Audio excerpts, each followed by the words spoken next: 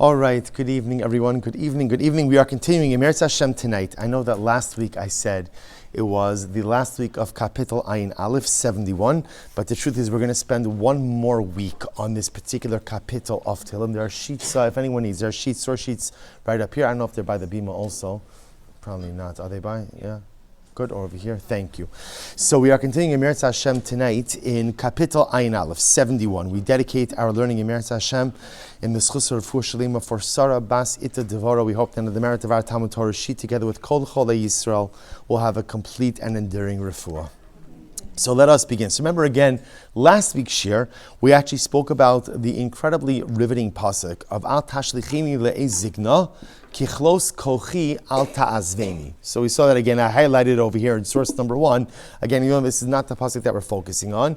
And remember again, in general, this kapitel, remember we saw a couple of weeks ago, actually 3 weeks ago, we saw that the nature of this kapitel, David HaMelech wrote when he was experiencing much incredible conflict. Like much of Sefer Tehillim that David HaMelech wrote in conflict, so this kapitel was no different. And over here, again, he's in conflict with Avshalom, in conflict ultimately, again, with internal enemies, external enemies. What I want to draw your attention to tonight is if you take it in source number 1, so I put the entire kapitel on the page, but I really want to focus on Psukim Yud Aleph, and Yud Beis. So David HaMelech says, Ki amru oivai li v'shomrei nafshi no'atzu yachtav. Literally translated, for my enemies said of me, and those who watched my soul took counsel together, saying. So they took counsel together. Pasuk Yud Aleph, Leimar, what did they say? Elokim azavu ridfu v'tifsua ke'ein masil. So just understand, David HaMelech is saying, when people talk about me, they say the following. What do they say? They say ultimately again, God has forsaken him, pursue and seize him, for there is no rescuer. So when people spoke about David HaMelech, essentially they said this guy, he's condemned. He's condemned, right? He's done. HaKadosh Baruch Hu has left him. HaKadosh Baruch Hu has forsaken him. David HaMelech, there is no hope for him. Elokim, and so David HaMelech says in return, he says, Al tirchak mimeni Elokai le'ezrasi chusha. So David HaMelech says, oh God, do not distance yourself from me. My God, hasten to my assistance. So a very overwhelming set of psukim here. So on one hand, again, we've come to see over our journey in Sefer Tehillim how so much of Sefer Tehillim is David HaMelech like exuding a sense of desperation, of sadness, of loneliness. David HaMelech, Rabbi Soloveitchik writes about this. Rabbi Soloveitchik had an incredible work called The Lonely Man of Faith. The Lonely Man of Faith. And in Rabbi Soloveitchik speaks about the concept of emunah. And in the introduction to it, he explains that there's a difference between being lonely and being alone. Those are two different things. He explains being alone means I'm by myself, there's no one else around. He says being lonely is something very different. You could be in a room full of people, and so I'm not alone, but yet you could still feel profoundly lonely. We've all experienced this in life. Generally, when does one experience loneliness? When there's something happening in your life that no one else can relate to. When you're going through something, right, and you go ahead and you look at the rest of the world and everybody's living their lives and everything is going on as normal and everything looks just like it did yesterday and the day before, and meanwhile your life is so fundamentally different and changed, that's when a person feels profoundly lonely. I may not be alone, I may be surrounded by people, but I feel profoundly lonely. One of the most heartbreaking components of Sefer Tehillim is David HaMelech's almost lifelong loneliness. David HaMelech was lonely. Never alone, but profoundly lonely. Because you see, whenever David HaMelech speaks about his life, what does he describe? He describes enemies. He describes ultimately, again, this one's pursuing me, this one hates me, this one despises me, internal enemies, external enemies. And so here, what's incredible in this particular kapitel, so David HaMelech is describing this dynamic where people are essentially saying, God has forsaken me. God has given up on me. God no longer cares about me. So therefore they say that David, you're vulnerable. If you don't have HaKadosh Baruch Hu's protection, then by definition, you're vulnerable. And then David said, HaKadosh Baruch Hu, please don't leave me. Please don't forsake me. Please don't reinforce the sense of loneliness. If you take a look at Rashi, Rashi says in number 2, Ki amru oivai li, my enemies said about me, amru oivi alai v'no'atzi yachtov leimar, Elokim ozvu ein anu ne'enosh na'alav shekvar nichshal ba'avera. So now remember again, David HaMelech says, David HaMelech's enemies said, we could do anything we want to David, and nothing's going to happen to us. Why? Because David has already been forsaken by God. Now, why would people think that David was forsaken by God? So remember again, what's incredible about so much of Sefer Tehillim is that all roads lead back to one central event, which was the episode of David and Bathsheba. Everything leads back to that. In general, it's an interesting thing in life how on any given day we have to make decisions, right? No matter how much you want to avoid making decisions, we always have to make decisions. Not making a decision is also a decision. What the good news is that many decisions in life don't necessarily have lasting consequences, right? You decided to eat fleischiks instead of milchiks for dinner, it might impact your dessert choice, but aside from that, the world is going to go on, right? Even sometimes like the job you choose to take, okay, you do like this job, you don't like this job, you could always pivot at different points in life. But yet we know that there are certain moments in life where you make a decision, and that decision fundamentally alters the trajectory of your life. Sometimes for good, sometimes not for good. It's those crossroad decisions that just put you. I remember when I was a kid, they used to have these choose your own adventure books. I don't know if anyone reads books anymore, but if Johnny goes left, turn to page 42. If he goes right, turn to page 26, right? And incredible. And like literally one decision in that moment sends the book in 2 different directions. So one decision in life sometimes sends life in 2 different directions. For David HaMelech, that pivotal, almost intersectional event was the episode with Bathsheba. David HaMelech's life was on one trajectory before that event and was fundamentally put on a different trajectory after that event. Now to be clear, the trajectory post Bathsheba is not a bad trajectory. Just the opposite. Remember, David ends up marrying Bathsheba. They have a child together. The union is blessed by HaKadosh Baruch Hu. The proof to that is the Ribbon Shalom names their child. Right? Remember again, their child was Shlomo, but HaKadosh Baruch Hu named him. When HaKadosh Baruch Hu named Shlomo, Yedidya, right? The beloved one of God, which means that HaKadosh, and Ribbon Shalom doesn't usually name people, but he named Shlomo, which means that HaKadosh Baruch Hu blessed the union, which meant that what happened was supposed to happen. Not that it freed anyone from liability or culpability, but clearly was supposed to happen. But what happened for David HaMelech is it fundamentally put his life in a different trajectory. Remember, again, we saw the Gemara Masechah Shabbos, a heart-wrenching Gemara, that David HaMelech's detractors would not let him forget about the episode with Bathsheba. They would not let him forget it. They reminded him about it. And by the way, the one thing you're not allowed to do to a Baal Tshuva, the one thing you're not allowed to do is remind them of their past. It's an Aveira. So the Gemara says David would walk into the Beis Medrash and they would say, David HaMelech, by the way, what is the punishment for adultery? Just out of curiosity, right? What is the punishment for adultery?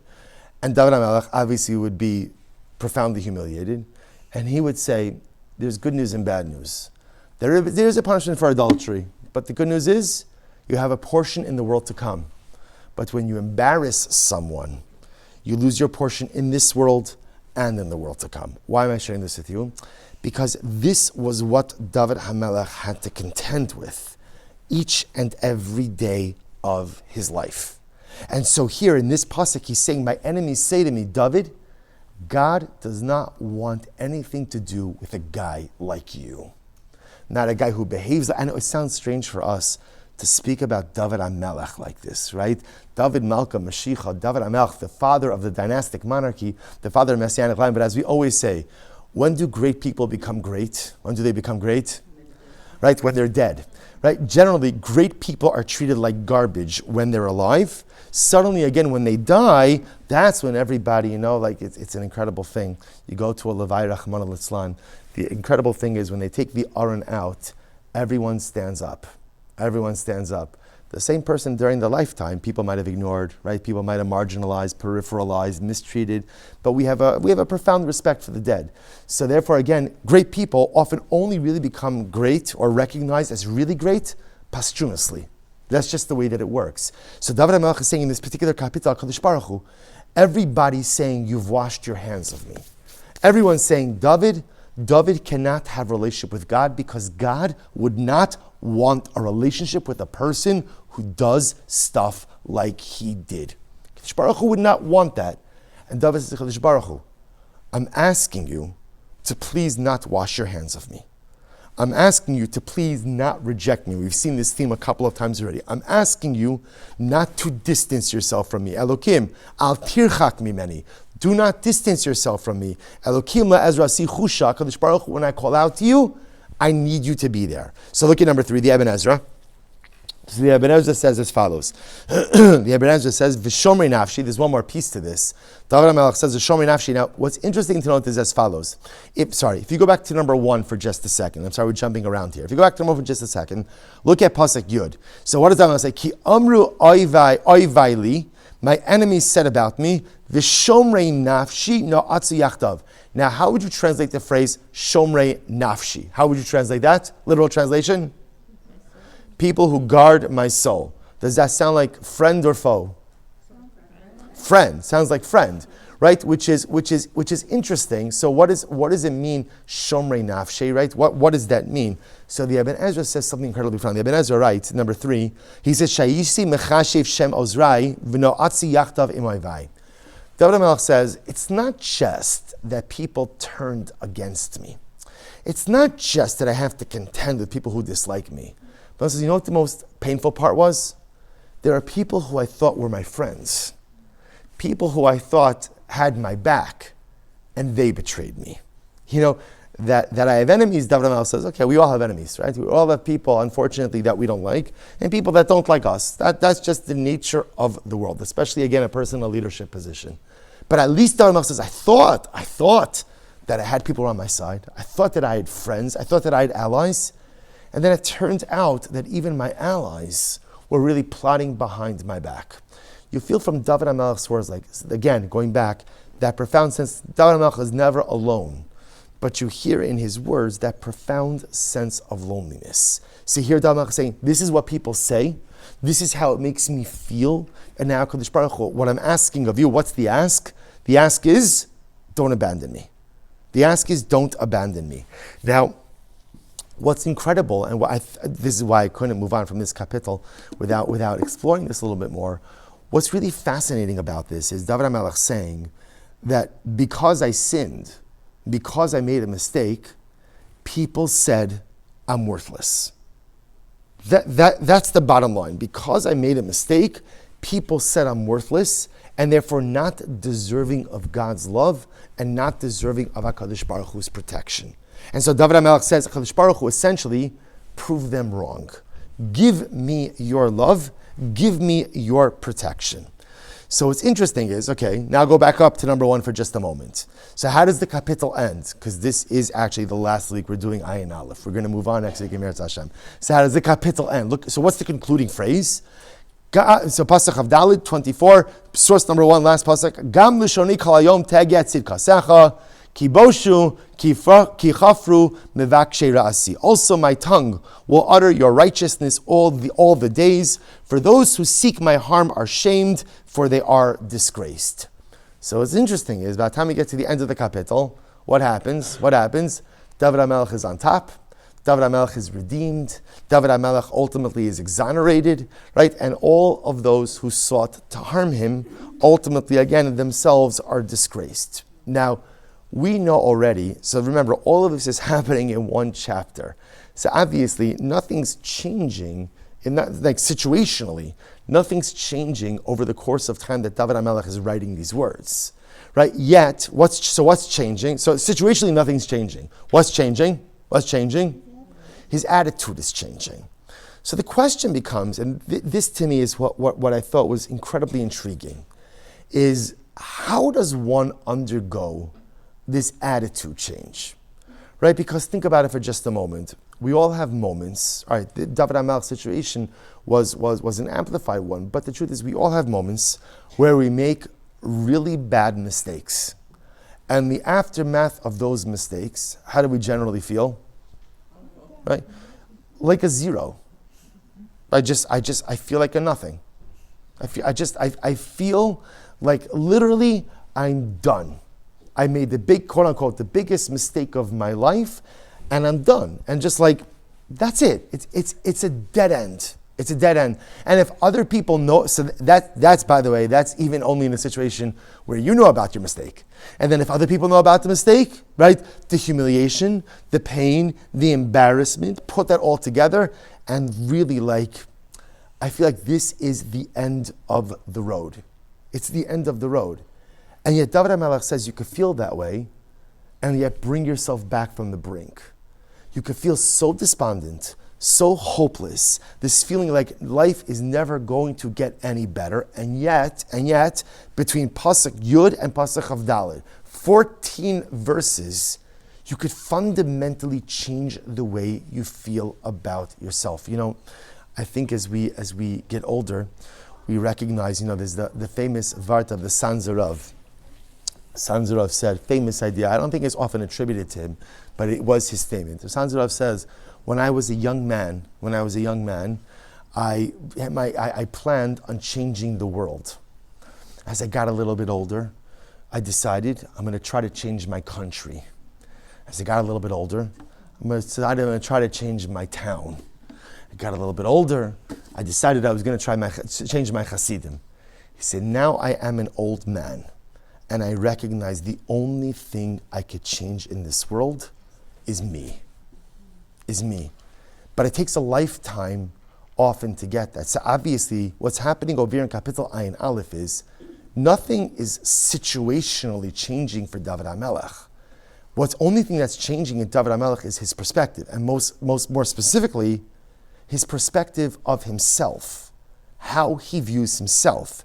In Pasuk Yud, he views himself as a zero, as a result of the terrible life mistakes that he has made. And by the time we get to the end of the Kapitel, Pasuk Chavdal 24, he's changed his perspective. Suddenly he recognizes I'm not a zero. Suddenly he recognizes that I am a meaningful person. Suddenly he's realizing my life does have worth. I do have goodness. I do have Kedusha. So there's something profound happening over here. How do you because I think we've all been in that situation where you feel so terrible about yourself. And you recognize, the mistake in life we often make is we look for other people to make us feel better. And that's the worst thing you could do. The worst mistake in life is outsourcing your happiness to other people. Because then you're giving everyone else all of the control and robbing yourself of it. Happiness is a choice. Happiness is a decision. You choose how you feel, and more specifically, you choose how you feel about yourself. So situationally, the same detractors that David HaMelech had in Pasuk Yud, he has in Pasuk Chavdalid, right? It's not everybody became friends, right? Everybody's still attacking him. But yet, again, in his own mind, something shifted, something readjusted. What was it? So I want to show you something interesting, and I think this is sometimes, Baruch Hashem, the incredible hashgacha pratis, so like the confluence of events, because I think the answer to this question is actually found in the opening pasuk of this week's parsha. Really, really incredible. So take a look at number 4. This is the first pasuk. This week we have the incredible privilege to read Parshas Mishpatim, and the opening pasuk is Ve'ela Mishpatim Asher Tasim Lifneihem. These are the laws that you shall place before Klal Yisrael. Now remember again, Parshas Mishpatim, this week's parsha, is almost exclusively focused on laws of damages, interpersonal laws, right? One person damages another, one person steals from another. That's pretty much the exclusive focus of Parshas Mishpatim. But the parsha actually begins with an interesting halacha. Ki sikna evet ivri, if you will buy a Jewish slave, a Jewish servant, so sheish shanim ya'avod, the servant works for 6 years, uba shvi'i yetzi lechav chinam, and in year number 7, the slave goes free. Now, just by the way, as an aside, the 6-year clock begins from whenever you purchase the slave, right? This is not a halacha in Shemitah, right? This happens to be also 7th year, but it's not a din in Shemitah. The halacha is you purchase a Hebrew slave, you purchase a Jewish servant, and by the way, even I know, when we use the word slave has such a negative connotation to it. Again, especially in this country with the history of slavery, we understand that. Understand, of course, that the Jewish concept of servitude or slavery is fundamentally different. The Gemara is filled with all of the halachos that a master has and obligations that a master has towards his servant, right? Whatever you eat for dinner, your servant eats for dinner. Whatever your quality of life is your servant's quality of life. So one is obligated. So essentially, really, in quote unquote, like a Jewish servant is really just a full-time or extra full-time employee who you are obligated to take care of in a holistic fashion. In any event, so the Torah tells us you purchase for yourself an Eved Ivri. He's going to work for you for 6 years, and on the 7th year he goes free. Turn the page. So Rashi points out to her something interesting. Rashi says, well, how exactly does one acquire for themselves an Eved Ivri? Right? Where do you go for that? Right? What kind of person is becoming a Hebrew, a Jewish servant? So Rashi says over here, Kisikna. Now it's interesting, but if you look at the pasuk, the lashon of the pasuk is, if you will purchase an Eved Ivri. Who are you purchasing him from? So Rashi points out there, number 5, Kisikna miad bezdin shemachru b'gnei vaso. So let me tell you this outside. So how does a person become an Eved Ivri? So Rashi points out the typical way would be as follows. You have a guy, Ruvain, just for illustration purposes. Ruvain steals from Shimon. Ruvain steals $50,000 from Shimon. Ruvain goes to the casino, loses it all. No more money. Now Ruvain has an obligation to pay back Shimon, but Ruvain has no money. So how does this work? So the answer is that Ruvain is sold into servitude, and effectively he works off the debt. Whether that means he's sold to Shimon, so to speak, to pay off the debt, or he's sold to a third party, and the proceeds of his sale go to the victim, go to Shimon. So that's how a person becomes an Eved Ivri. You stole, you can't pay back that which you stole, Beis Din will sell you. Now the truth is, there is another scenario. The other scenario is, technically speaking, if a person is so destitute that they have no money, technically they could sell themselves into servitude. You could do that, but we'll focus on the first part. That's why the Torah uses the lashon of kisikna Eved Ivri. If you will go ahead and, by the way, I apologize for the lack of heat. I'm sorry we're having a problem with the system. But there is a dedication opportunity for the HVAC system in the new building, if anybody would like. That is still open. Anyway, so what happens? So now, that's kisikna. So that's the lashon. That's the lashon ultimately, again, if you acquire an Eved Ivri, if you acquire this Eved. Okay. The obvious question is, why does the parsha start off with this halacha? Right? Think about this for just a moment, and we'll delve more into this. But this parsha, Parshas Mishpatim, is, as we said, a parsha of Mishpatim. Mishpatim means interpersonal law, right? Tort law, damages, or everything, everything that you need on an interpersonal level is all in Parshas Mishpatim. Out of all the things to start with, why are we starting with the laws of Eved Ivri, of the Jewish slave? Why? By the way, I'll compound the question a little bit. Compound the question is, remember, how do you become an Eved Ivri? Let's go back for a second. How do you become an Eved Ivri? How do you become one? You stole. Guess what? In Parshas Mishpatim, a little bit later on, the Torah speaks about the laws of theft. So what would make more sense in the arrangement of the parsha? What would make more sense? First talk about the laws of theft, and then speak about the Eved Ivri. So we really have like a double question over here. Why begin with Eved Ivri altogether? Why is this the first thing? That's number one. And number two, even if you feel like there's an urgency in discussing it, would it not make more sense to first talk about the laws of theft and then get into the laws of Eved Ivri? So take a look at number 6. The Medrash is bothered by the same question. And the Medrash writes as follows. It says, Pasach b'mishpat Eved Ivri. Why does the Torah begin over here, this parsha, with the laws of Eved Ivri? The Medrash says very simple. Lefi shahayu avadim b'Mitzrayim. Because remember again, we were 7 weeks out of Egypt. I remember again, Parshas Mishpatim occurs after Aseret HaDibros, after Matan Torah. Matan Torah occurs 50 days, 49 days after we leave Mitzrayim. So we're about 7 weeks, about 2 months out of Egypt. Upedama HaKadosh Baruch Hu v'naslan cheros. That's what happened. We were slaves. HaKadosh Baruch Hu went ahead and redeemed us and gave us freedom. Lefichach tziva liyisa barishona, shelo l'shabed ba'achiu befarech v'lo l'shabdo l'doros kiyim at shana shiyas. So this is interesting. According to the Medrash, why does HaKadosh Baruch Hu start with the laws of the Jewish slave? Because the Jewish people at this moment in history had an acute sensitivity to the plight of the slave. They knew what it was like to be a slave. They understood what it meant to be at the whim of a despotic and unpredictable master. They understood all this. And therefore the Medrash says, HaKadosh Baruch Hu says to us essentially, let me begin the parsha with something that you could just immediately relate to. Just immediately relate to. And you'll be sensitive to it. So when I tell you that you could have an Eved Ivri, but first of all, you can't keep him forever. He only stays with you for 6 years. That's number one. Number two, you have to treat him with dignity. Number three, you can't give him dishonorable work. Number four, essentially he becomes like an extended member of your family. So now we could relate to all of that because we know what it means to be in servitude and not have any of those things. So therefore the Medrash says, HaKadosh Baruch Hu purposely begins with the discussion of Eved Ivri now because we were most sensitive to it. Beautiful. If you look at number 7, the Lubavitcher Rebbe, see, he asks, he's bothered by this question as well.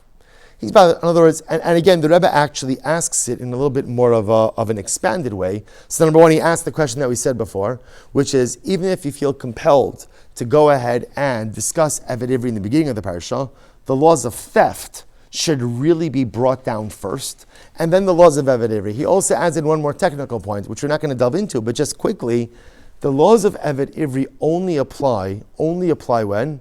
Only apply when there's Yovel. Right? Remember again, Yovel, the Jubilee year, the Yovel is the 50th year after 7 Shemitah cycles. Yovel only applies when the majority of Am Yisrael is in Eretz Yisrael. I'll tell you something very exciting, that probably like in the next couple of years, the majority of Am Yisrael is going to be living in Eretz Yisrael, which is actually has not happened since the times of the second Beis HaMikdash, which is a fascinating dynamic that changes the realities of Klal Yisrael in many different ways. So it's really, again, we're hitting that point, and they predict the next couple of years, the majority, just like, this past Shemitah cycle, this past Shemitah, when was Shemitah? 2 years ago? A year ago? Yeah, 2 years ago. There were the record, they say that there were more farmers keeping Shemitah this last Shemitah year, it's the largest number of farms keeping Shemitah since the times of the second Beis HaMikdash. Incredible. So the notion that 51% of Klal Yisrael will soon be in Eretz Yisrael, also incredible. And anyway, the Rebbe says, Eved Ivri doesn't even apply all the time. Right? Like today, if you decided, you know what, I would like to have an Eved Ivri, right? My neighbor has one. They redid their kitchen and they got an Eved Ivri. I'm getting an Eved Ivri also. You can't even get an Eved Ivri, right? You can't get when there's no Eved Ivri if there's no Yovel. So the Rebbe says, I don't understand. It's not even a timeless halacha, right? In other words, Eved Ivri hasn't applied for the last 2,000 years. So Parashas Mishpatim is filled with so many important timeless halachas.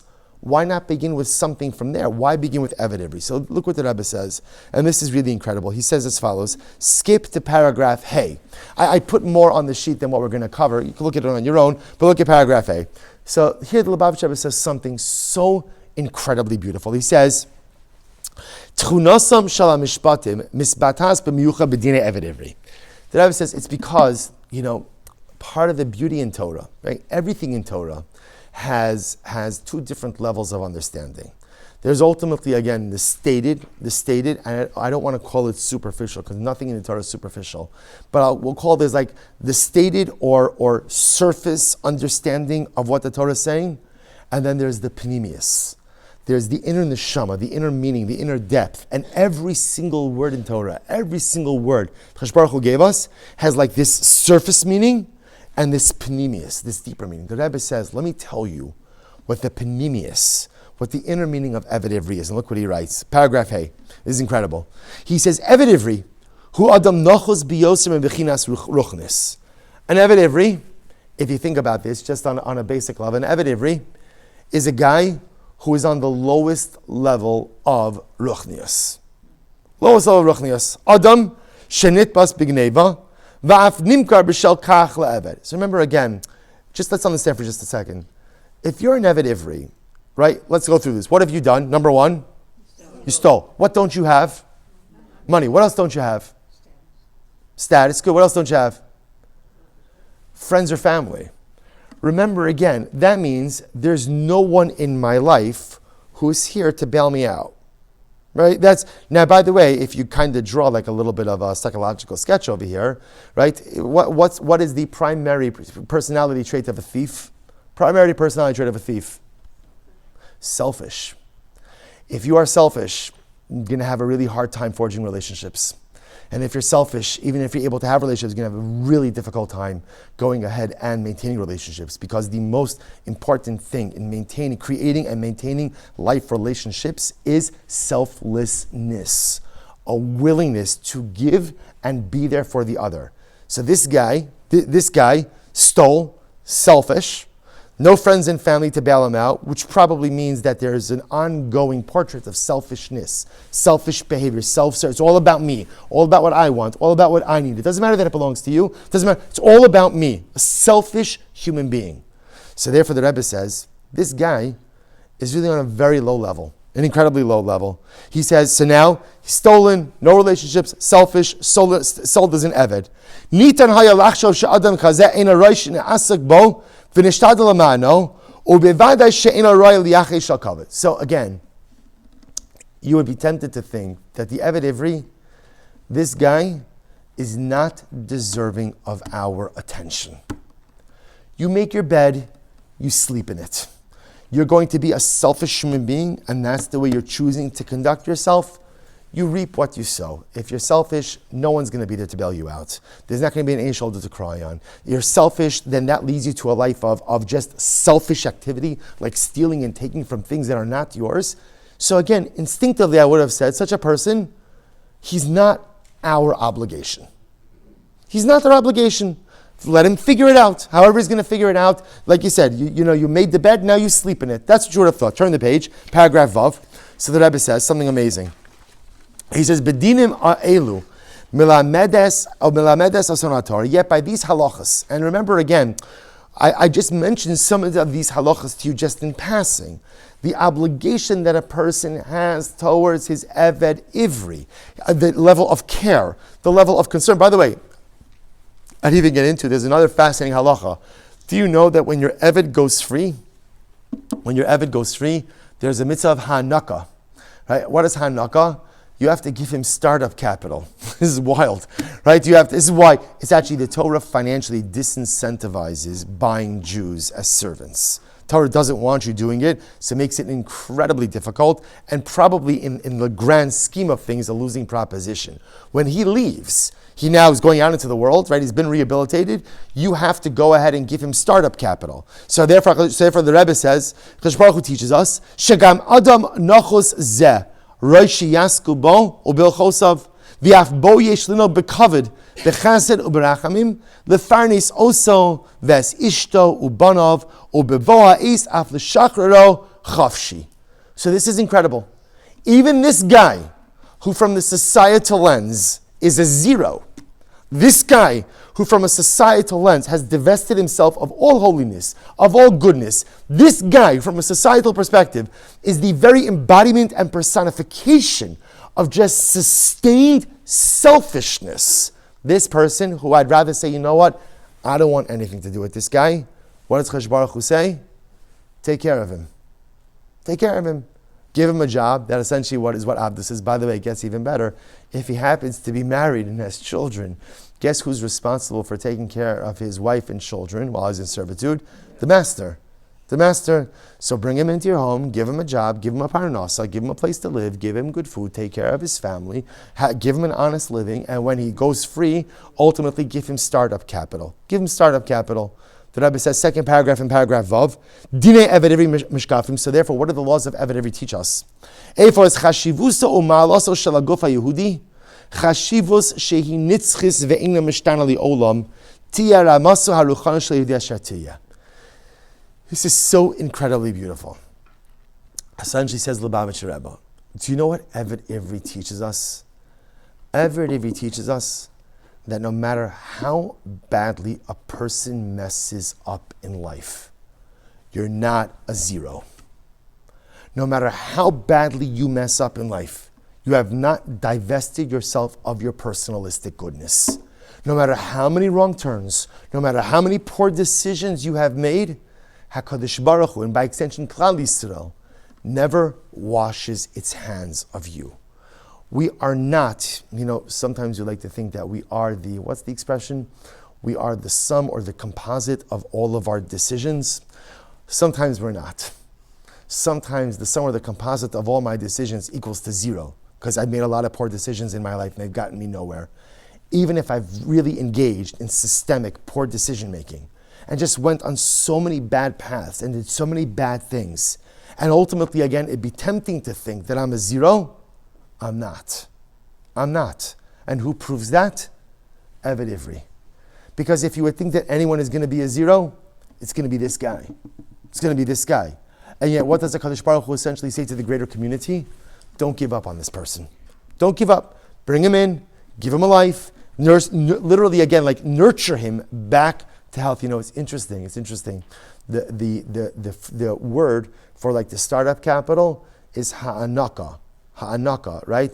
So anak, the shoresh there can mean two things, right? It can mean what? Giant, and also like lahanik is to nurse. It's incredible to see that so much of the process of Eved Ivri is taking a person who is so profoundly broken because all of his poor life decisions, restoring his confidence, restoring his sense of self, and making him realize that even in life when you make really bad and poor decisions, it does not mean that you're a nothing. People have the ability to rebound. People have the ability to reinvent themselves. People have the ability ultimately to rebuild. We all have that opportunity and that ability inside of us. Skip down to paragraph Yud. Watch this. He says, Lekach misyachis hamusa geneva b'mashmaos haruchnis. He goes on, he says, Kishem, Shaganav oses masa b'seiser umachashakim, mitoch tikva shishle. So let me just tell you some of this outside just for a moment. Actually, let's skip a little bit. Skip first to paragraph Yud Aleph. So the Rebbe says there was something amazing. He says, Lachein, Posachas Satoras HaMishpatim Dafka Bedino Shalganav Shinimcha B'Gnevaso. This is incredible. Remember again, what was the question? What was our question? Why do we start with Eved Ivri? Really, right? It's a multi-tiered question. Out of all the halachos and mishpatim, why start with Eved Ivri? First of all, again, we're going to start with Eved Ivri, start with Geneva, start with laws of theft. And ultimately, Eved Ivri doesn't always apply, right? Only when Yovel. So I start. And I'll tell you why it starts.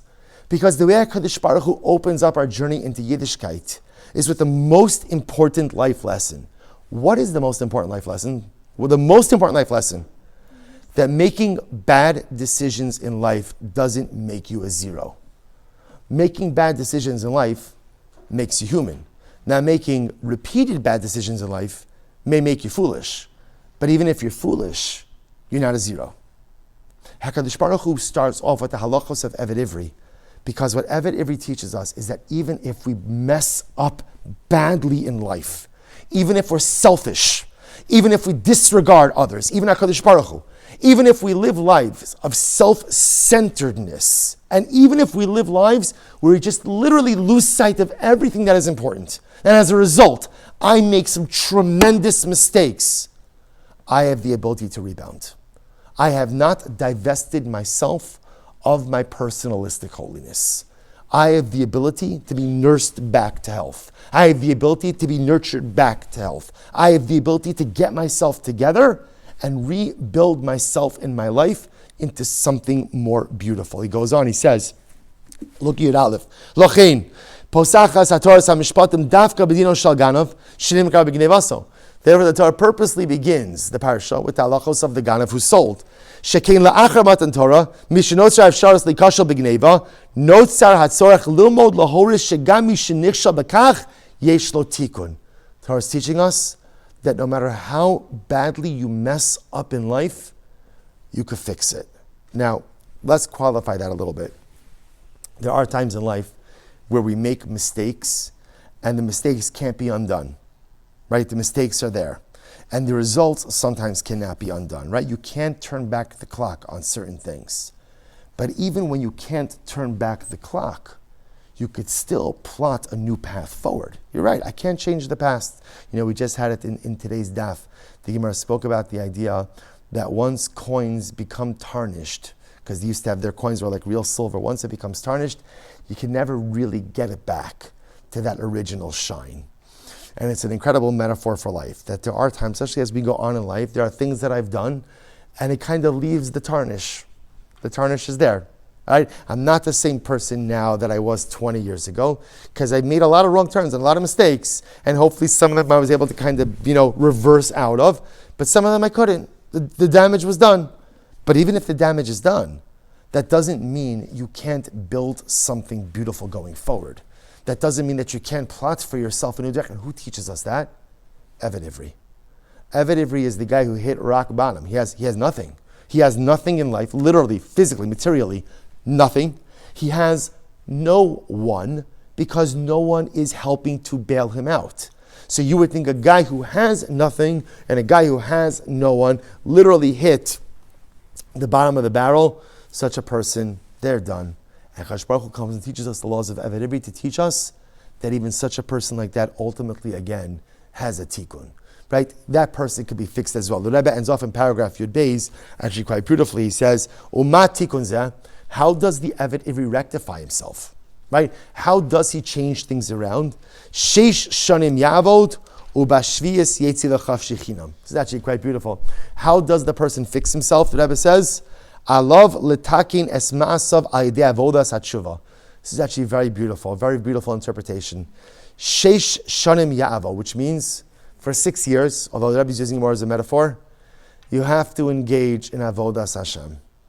If you want to be someone different in life, the only way to do that in a meaningful way is to connect yourself with HaKadosh Baruch Hu. Now, by the way, why is that? Just as an aside, why does connection with God give me the ability to transform into someone new?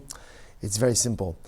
The Ribono Shel Olam is an entity that is omniscient, omnipresent, omnipotent. HaKadosh Baruch Hu is not bound by time. HaKadosh Baruch Hu is not bound by space. He could be anything and everything. And when you connect to HaKadosh Baruch Hu, you can tap into that same power to be anything and be anyone. If you're going at it on your own, there's a limit to what you could do. But if you tap in and you connect to HaKadosh Baruch Hu, then suddenly again the opportunities and the koach and the abilities become limitless. The Rebbe says that's what it means. What does the Eved Ivri do? Sheish shanim ya'avot.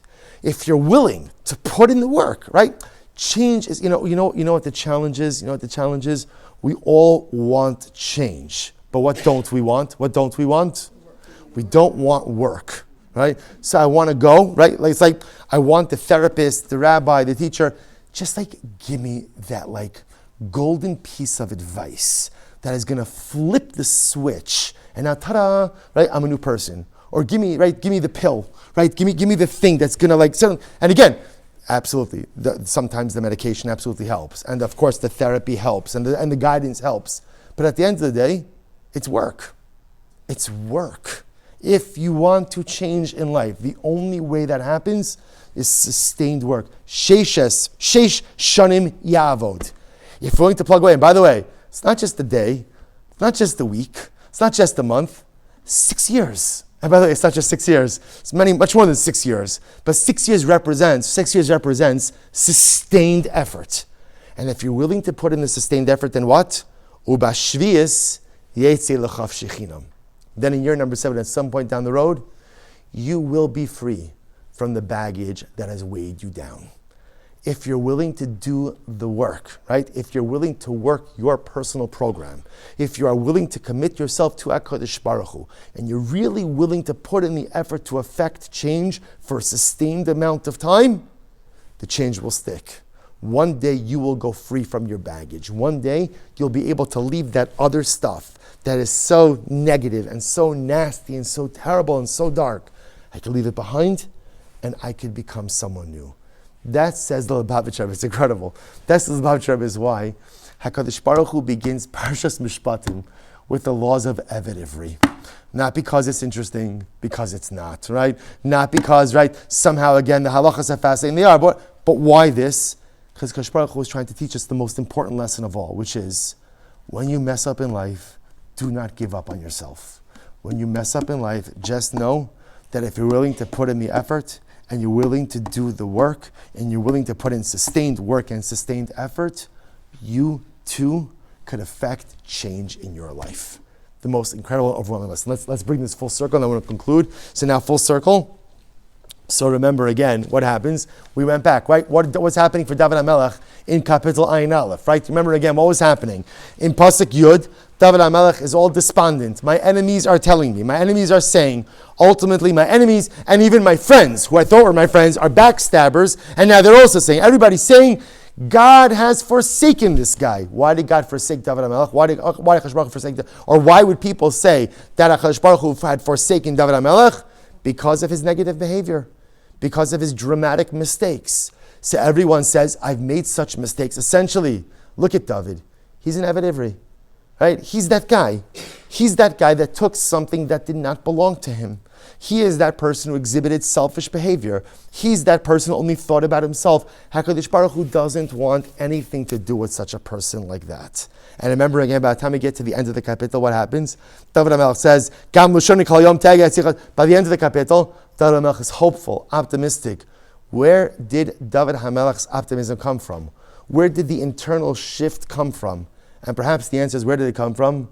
David HaMelech opened up Parshas Mishpatim, and he learned the Lubavitcher Rebbe, right? The Rebbe's Torah is timeless. The Rebbe helped out David HaMelech also. David HaMelech saw Parshas Mishpatim. And what did he see when he saw Parshas Mishpatim? Evet Ivri. Evet Ivri. What's Evet Ivri? No matter how badly you mess up in life, and some of us, right? There are doozies, right? No matter how badly I mess up in life, no one is beyond repair. No one is beyond salvation. David opens up Parshas Mishpatim and he says, you know what?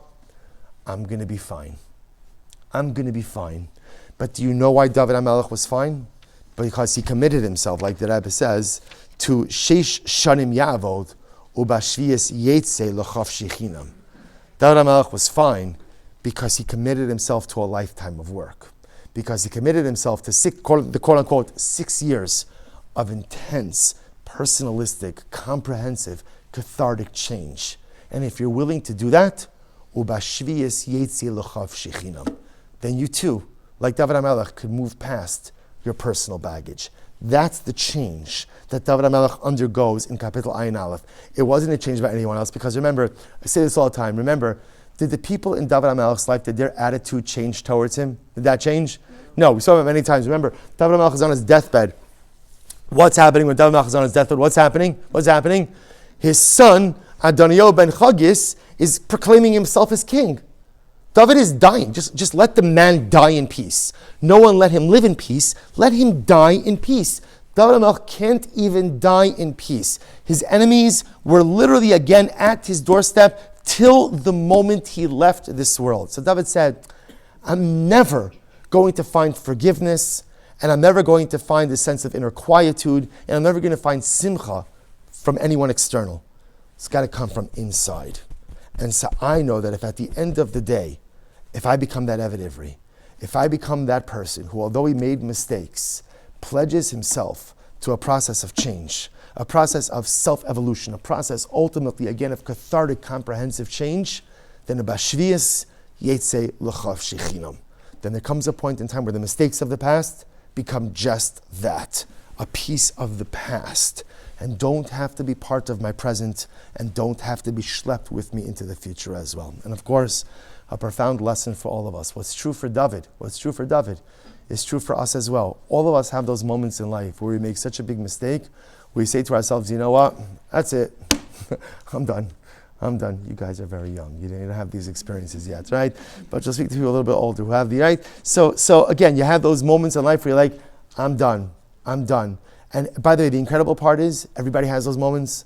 Moshe Rabbeinu had those moments. David HaMelech had those moments. Even the greatest of great people have those moments. The difference between great people and great challenged people is that a lot of times not great people just give up. Great people decide to become an Eved Ivri. Great people follow in the footsteps of David HaMelech, follow in the footsteps of Lubavitch Rebbe, follow in the footsteps of Parshas Mishpatim, and are willing to go ahead and acknowledge that which has gone wrong, commit themselves to a process of Sheish Shanim, of 6 years, and you understand, it's just a metaphor, of 6 years of continuous, comprehensive change, and they know that if they stick to it, ultimately, the mistakes of the past can remain in the past. We'll stop over here for tonight. And Meretz Hashem, next week we continue. We are continuing next week with Kapitel Ayin Beis 72. That's why I did the last pasuk in Ayin Aleph. I can't even go back if I tried. Shkayach, everyone. Have a great night.